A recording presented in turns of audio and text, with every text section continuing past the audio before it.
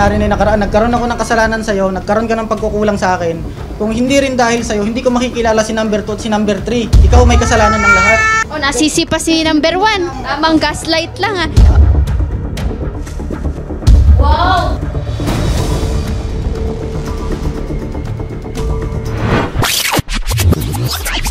Nagharap po kami sa barangay, pinagbabantaan niya po ako. Itong huli po, kung sino man tumulong sa akin na makuha ko po yung mga bata, isa-isahin niya po. Ano pong meron sa kanya at nagustuhan niyo siya? Kayong tatlo sabay-sabay pa. Magaling po mambola. Yun lang po yun. Mabulaklak po, tas puro po siya pangako. Sabi po niya sa akin, babalikan niya daw po kami ng tatay ko. Pag napatunayan daw po na hindi niya daw po anak yung baby ko po ngayon. Alam mo, PFC, wala akong nakikitang problema kung tatlo sila ay girlfriend mo at inanakan mo dahil ikaw naman pala ay hindi kasal kahit isa sa kanila. Ang problema na lang, yung pagbabanta, hindi po tama yun talaga. May pagbabanta siyang sinabi kay Marie Christine na pag nakita sila, babarilin niya daw sa ulo. Okay. Death threat po ito. Delikado po kayo. Matatanggal po kayo sa serbisyo, makukulong pa po kayo. So ang iyo yung DNA, ako nang bahala, sagot ko na yon. Thank you po.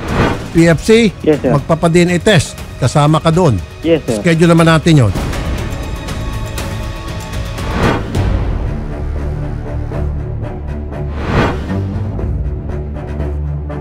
Bakit wala po si number 2 right now, ma'am? Nagpalamig po sila sa probinsya, ma'am, kasi nga po dahil na rin po sa mental health niya na hindi po siya makatulog tuwing gabi dahil nga po yung iniisip niya po yung pagbabanta na ginawa sa kanya po. So, ginawa po nung asawa niya po, pinauwi po sila sa Nueva Ecija at doon po muna nagpalamig po.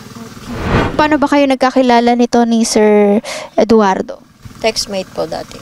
Nung una po, nakita ko po sa kanya yung quality na isang lalaki na tatratuhin ka po ng tama. Asikasuhin ka, alagaan ka, ganun. Paano nyo siya unang na-discover ng bababa? Nagsimula po siya ng babae, 2018 po. Okay. So sa 2018, eto na ba si number 2? Or iba pa po? Iba pa po. Meron pa pong dalawa po yung nauna, tapos sumunod po siya na nahuli ko na rin po nalaman nung buntis po ako. Bilang po part po ng babae, gusto rin naman ho namin matrato ho kami ng tama. Although, wala naman pong perfect sa relationship, ma'am. May maaway, may ano po. Pero yung gaguhin na po, wala na pong respeto. Parang ganun, hindi ko na po matatanggap yun, ma'am. Kung sa number 2 naman po, ma'am, yun na nga po, nag-a-apply po siya ng army noon. So, nag-i-exist na po kami kasi bumalik po kami noong February. So, nagkakilala po sila ng September. So, i-search niya po yung pangalan ni Edgardo sa Facebook. Ayun po, nalaman niya po na meron po pala kami kasi nakatagtag po yung pangalan niya pag yung sa mga post po namin, ganun. Doon po, nalaman niya po na meron kami. Nung nalaman niya po na meron kami, doon na po siya umiwas. Okay. Ngayon, si number 3 naman, paano nyo po nakilala, ma'am, itong si Sir Edward? Sa Facebook ko lang po, chinat po niya, message po niya ako. Anong message niya sa'yo nun? Mga ano lang ma'am, panimula po, parang napapakilala po siya. So, kailan kayo unang nag-meet, ma'am? Po, dito lang po sa around Victoria po. Kasi po ma'am, yung totoo po talaga, nangako po siya sa akin. Kasi natatakot po ako nung una po na pumasok po sa isang relasyon ulit. Then, pinangakuha niya po ako, sabi niya sa akin na, ayun nga po, may stable work naman daw po siya. Kaya naman daw po niya akong supportan sa pag-aaral ko, ganun po. Kaya doon po ako yun po nagustuhan ko sa kanya. Kailan nyo nalaman, ma'am, na siya ay may 3 anak na sa una, mayroon pa pala sa pangalawa? Or ang alam nyo lang ay 3 anak sa una? Ayun lang po ang alam ko. 3 lang po ang anak niya sa una. Then nalaman ko na lang po yung mga previous issues po niya nung buntis na po ako. Ngayon, ito ang exciting part. Sino ang nag-decide sa inyong 3 na magpatulfo? Ako po, kasi po, maraming beses niya po ako pinagtangkaan. Hindi ko po alam kung saan niya po nalaman, kung saan ako nakatira. Ang ano ko po, parang nadadamay po yung mga tao na sa paligid ko po na ako naman po talaga yung habol niya. Sabi ko ho, anong gusto nyo? Ako gusto ko na siyang ilapit kay Tulfo kasi hindi naman siya masusolusyonan agad-agad kung ako lang kasi mahirap din po ako. So, ilalapit ko na siya kay Tulfo. So, kinausap ko po siya, anong balak mo be? Gusto mo ba ng hustisya? Ilalaban ko to. Ako ang pipila. Kahit gabihin man ako, ilalaban ko to para sa atin, sabi ko. Actually, pagkakaalam ko po, sinasabi niya lang po na Papa-DNA dahil alam ko po gusto niya pong takbuhan yung responsibilidad niya that time. Ngayon po, na-DNA na po yung anak ko ngayon na sinagot na po ni Sir Rafi. Maraming salamat po Sir Rafi sa inyo. Ba't naging emotional kayo, ma'am? Kasi po ma'am, isa po sa mga hinihingan ko po ng hustisya, mabibigyan na po. sa ginawa niya po sa amin ng anak ko na itinatanggi po niya. Nung ilang buwan simula po nagbuntis ako hanggang naipanganak po. Masakit pa sa akin yun. Na hindi po niya pinirmahan yung birth certificate ng anak ko daw. Nag-usap naman po kami na i-aprido po sa kanya siya po mag-asikaso. Kaso po nang papasikaso ko po sa kanya, bigla po nagbago yung ihip ng hangin na ayaw na daw po niya at akin na lang daw po. Kasi po lumilipas po yung araw, matagal na po. Tinatawagan na po ako ng hospital, kailangan na pong asikasuhin yung birth certificate po ng anak ko. Kaya 2 months po noon, ako po yung asikaso. Nabinat po ako at ayun nga po, sa sobrang asikaso ko po, palakad-lakad po sa daan. Nabinat po ako at bumuka po yung sugat ko that time. Ayun po.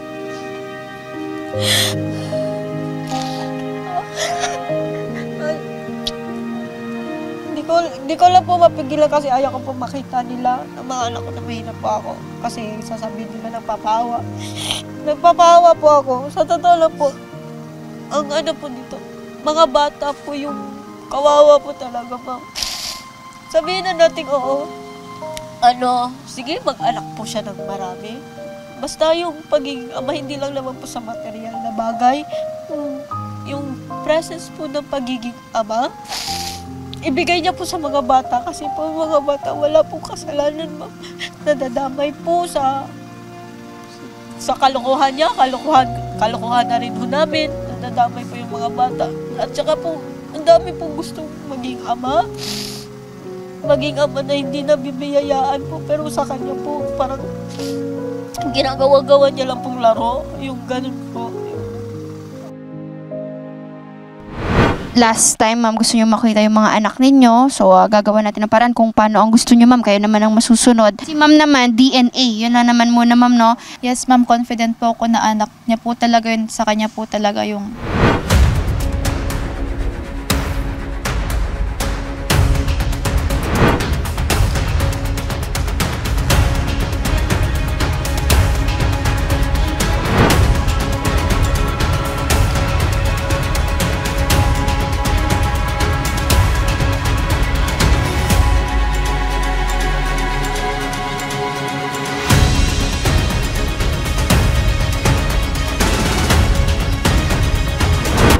Kung babalikan natin yung past, Edgardo, simula nung nagsundalo ka, ilang babaeng panlulokong ginawa mo sa akin habang tayo.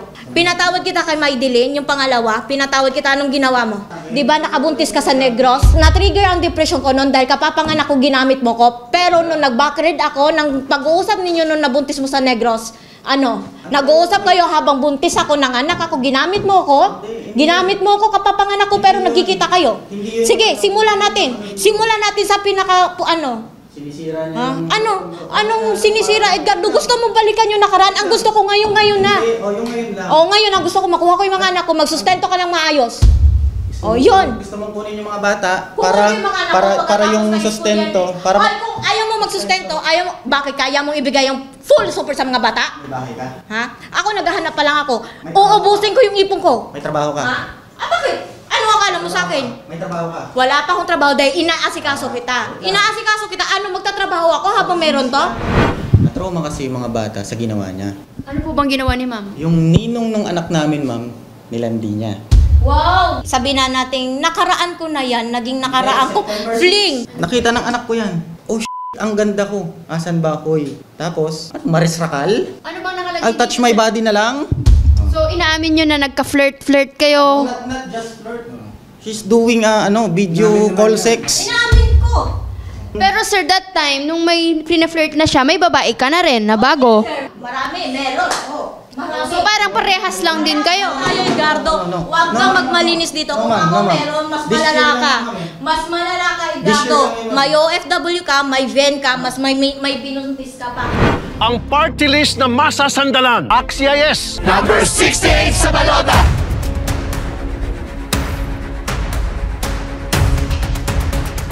Kung halimbawa, ma'am, kanina nag-DNA na tayo, mapatunayan na kay sir, no? Ano pong gusto niyo mangyari? Then, ang gusto ko na lang po mangyari, ma'am, na paglabas po nung result po ng DNA, hindi na rin po ako hihingi po ng sustento. Gusto ko na lang din po siya sampahan ng kaso kung ano po yung nararapat para sa kanya.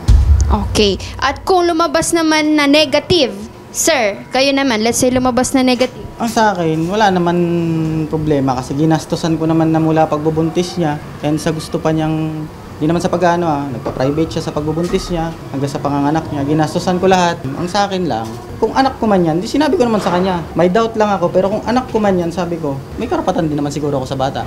May ini-issue pala siya, sir. Si ma'am, may nabanggit siya kay senator na at may pinakita siyang picture na meron kayong prinesent sa kanyang fake ID. Yung fake ID, ginagawa talaga namin yun. Pag pumapasok kami sa mga area, tinahanapan kami ng ID. So para hindi makilala yung ano namin sa area is ganun. Ganun naman talaga yung ginagawa namin. Wala namang Ang siguro... pakilala niyo daw, sir, 26 years old na kayo. No, alam mo, nung umpisa lang yun, pero nung nagtagal, nakilala naman na niya ako eh. Kilala kita, pero yun ang info na pagkakilala Wag mo nang pagkakilala iano ko yung sa'yo. dito, Hindi. Giselle. Wag mo nang iano yung dito sa atin. Hindi. Yung Ayun ang hinihingi ko inaano ng hustisya, isa pa yan. Hostage. Hindi ako alam mo, sa totoo lang. Sa totoo lang, Giselle. Hindi kita papatulan kung nalaman ko lang na may anak ka sa iba. Alam ko yan. Ma'am, ba't pumayag ka, ma'am, na nagliligaw pa lang siya may nangyari sa inyo? Kasi ma'am, pinangakuan po niya ako, ma'am. Sinabi ko Hindi po kita natatakot. pinangakuan. Yan yung isa pang sinasabi ko sa'yo. Hindi. Wala kasi akong pruweba, ma'am, for that. Kasi ma'am, Sabi personal ko. po namin pinag-usapan yun. Ang gusto ng magulang niya, usapan namin ngayong gabi, kinabukasan kasal. So, ano yun, pikot? Hindi naman, sinasabi nila na ikakasal, hindi naman kinabukasan. Ang gusto nila, isa-settle yun after pagkapanganak. Nangyari na yung nakaraan. Nagkaroon ako ng kasalanan sa'yo, nagkaroon ka ng pagkukulang sa akin. Kung hindi rin dahil sa'yo, hindi ko makikilala si number 2 at si number 3. Ikaw may kasalanan ng lahat. Kung hindi mo tinakas yung dalawa at hindi mo ako iniwan, ang ayos-ayos ng... Tamang gaslight lang, Kung hindi niya tinakas yung mga bata noon, hindi ko makikilala si number 2 at hindi ko makikilala si number 3. Ayoko dito sa loob ng opisina kayo nagpepelosopuhan kayo. Andito kayo para ayusin yung problema. Una-una pa lang yung unang harap nyo noon, napagalit nyo na ako, di ba? Sa totoo lang. Bakit hanggang dito ngayon, nag-aayos na kayo, ganyan? Sir, sa totoo lang, mga babae yan. Hindi, paano kanila binabastos? Actually nga, andito sila para mag-settle kayo kung ano yung problema nyo. Hindi, respeto lang. Dito kayo sa loob ng opisina ko. Ang gusto lang namin mga babae, peace of mind, pagtrato ng tama, respeto, Edgardo. Pinatawad kita kay number 2. Para sa mga bata, dahil ang mindset ko, walang kasalanan yung mga bata. Kahit sinasabihan ako, napaka-martir mo, Christine. Nakikita mo ba kung anong trauma ang mangyayari sa mga Pinabalikan mo anak kasi, mo? so Wait lang. ngayon, wag mo Nakikita kong mo ba? gagaslight, Tingnan mo. wag mong Tumingin iano ka. sa akin, wag mo, Tumingin ka. Isa lang po para maayos natin. wag mo Yung mga isisisi anak sa mo akin lahat nagkakoma. yung kagagawan mo. Gusto ko na lang po masettle yung para sa mga anak ko, ma'am. Ayoko na po magsalita. Kukunin mo yung mga bata. Kukunin ko. Saan mo ititira? Sa Taguig. Sir, ganito kasi yan, sir. Wait lang. Last muna, bago natin papasukin yung mga bata. Nasa batas po, sa kanya po ang bata. Una, dahil hindi po kayo kasal. Pangalawa, para po mabuhay yung mga bata, pagtutulungan nyo, magtatrabaho si ma'am, magsusustento po kayo. Ano ba, ma'am? Kukunin mo na ba, ma'am, ngayon? Tapusin ko po yung school year nila, ma'am. Kami lang po na mag-iina. Ngayon, tatanggapin ko po kung anong decision nila. Pero yung bunso ko po, kukunin ko po. Pag tapos na po ng school year nila para balikan ko po sila. Gusto mo bang sumama kay mama kung kukunin ka? Ayoko po. Bakit? Hindi naman po niya kami inalagaan ng maayos. Bakit? Ano ba ang pag-aalaga niya sa inyo dati? Wala po. Si Papa ba naalagaan kayo ng mabuti sa kanila? Opo, nasusunod pa po lahat ng gusto namin. Ano ba ang klaseng pag-aalaga na meron naman kila Papa ninyo? Pagmamahal po. Nagbibigay po siya ng time sa amin. Si Mama ba dati hindi? Hindi po. Ginagawa ko dati, anak, nung nasa inyo ako. Wala, nagsa-cellphone ka lang. Umiinom. Anak, nakalimutan mo na ba yung effort ni mama sa inyo? Kahit walang trabaho si mama, anak. Anak, lahat ng yun, kaya kong tiisin na ano. Pero, anong sabi ko sa'yo, anak? Hindi ko na kayang pakisamahan si papa mo. Patawarin mo ko. Bigyan mo pa ng chance si Papa kasi inuuwian ka naman niya eh. Anak, alam ko hindi mo pa maintindihan, pero anak, Naiintindihan ko na ma. bilang babae, anak, respeto ng babae, anak. Hindi ko, yon lulukuhin pa rin kayo ng tatay nyo, ganon. Na ilang beses kayong itinanggi, na hindi kayo anak, na wala siyang anak sa akin, para lang, makapanloko ng babae. Anak, sa totoo lang na, lahat ng yun hindi ko sinabi sa inyo. Kahit na may pruweba ako, anak, para lang may respeto pa rin kayo sa tatay nyo. Si pangalawa ba, gusto mo bang sumama kay Mama, Ben? Ayaw po. Bakit? Kasi po, kahit walang pera si Papa, binibigay niya kahit anong gusto namin. Si Mama ba hindi? Hindi po. Pero alam nyo ba na si Papa ninyo nagkaroon ng ibang babae, kaya si Mama na depressed, na lungkot. Okay lang naman po sa amin kahit magganyan po si Papa. Mahal pa po namin si Papa. Eh paano naman si Mama na nasaktan? Kung kukunin niya po kami, kung mahal po niya kami, pabayaan niya na po kami dito kay Papa. Mahal ko kayo, anak. Dahil sa pangungulila ko sa inyo, kaya napunta kami sa ganito. Pwede niyo naman kaming bisitahin, ma'am. Papa-assess ka namin, ma'am, sa DSWD doon. And kung lumabas na capable ka talaga, doon mo pwedeng kunin talaga yung mga bata. And then, on the other side naman, once na mag-provide na po yung tagig na talagang capable naman po kayo, and that's the time na pwede nyo na pong kunin yung mga bata.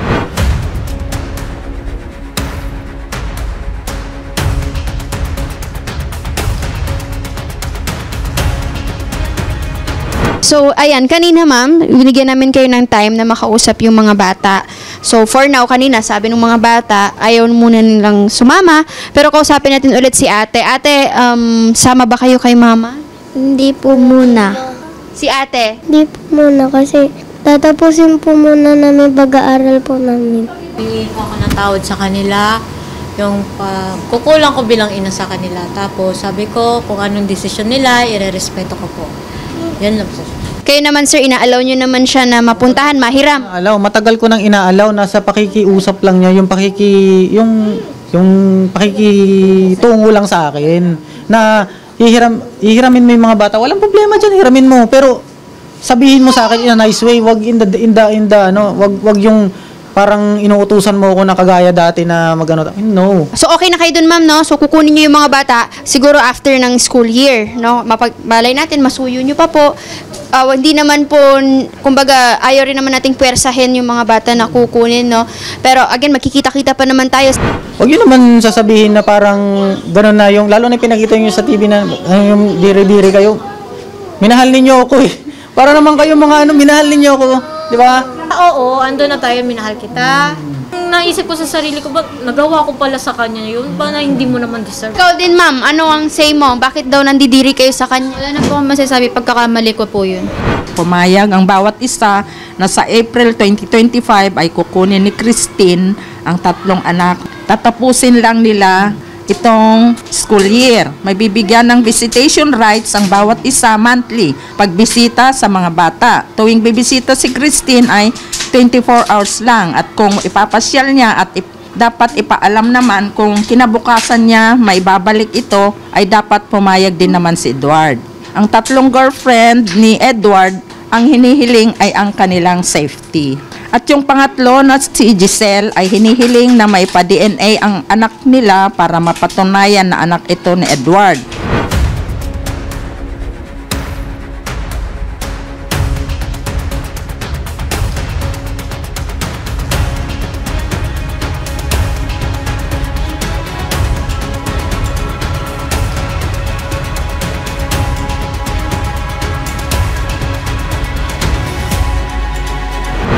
Ito na po ang result.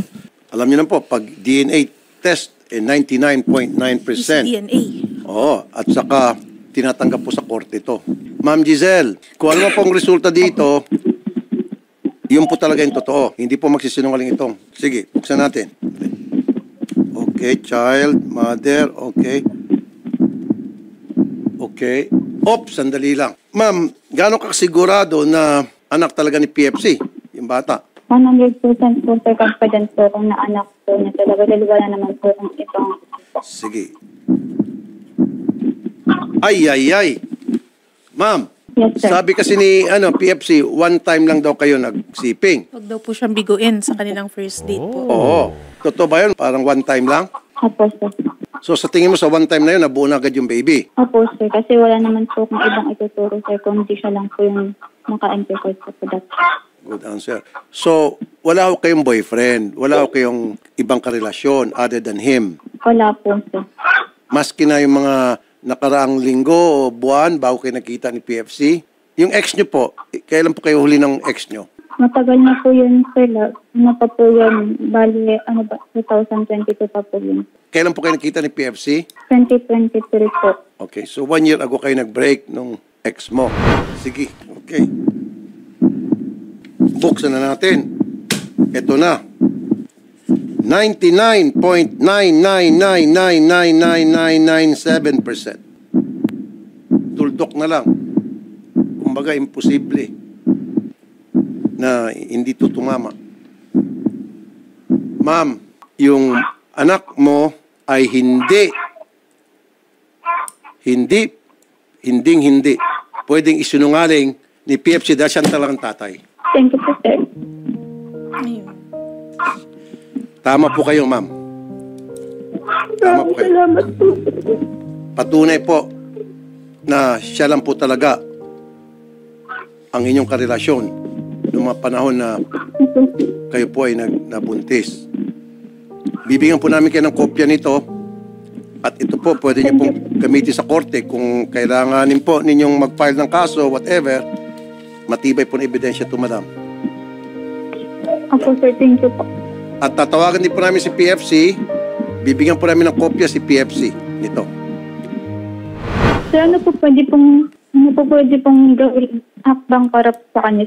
Well, may hawak na po kayo matibay na ebidensya, pwede nyo na po siyang habulin para sa child support, di ba? And all. Tutulungan po namin kayo, ilalapit po namin kayo sa DSWD. Pati po kayong tanggapan ko po, tutulong din sa inyo.